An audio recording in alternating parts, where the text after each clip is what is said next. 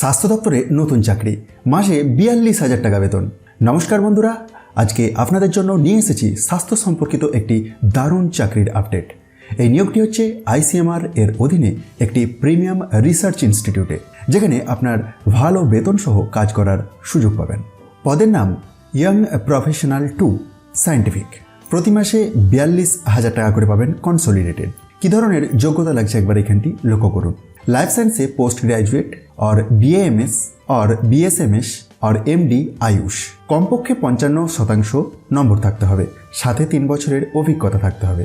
সর্বোচ্চ বয়সসীমা 35 বছর।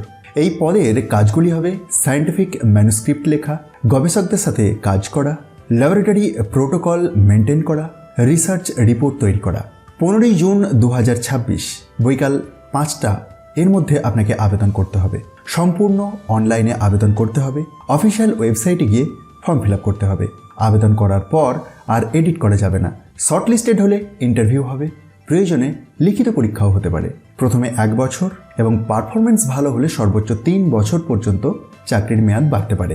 বন্ধুরা, যারা স্বাস্থ্য বিভাগে কাজ করতে চান তাদের জন্য এটি একটি দুর্দান্ত সুযোগ, তাই দেরি না করে যত দ্রুত সম্ভব আবেদন করে ফেলুন।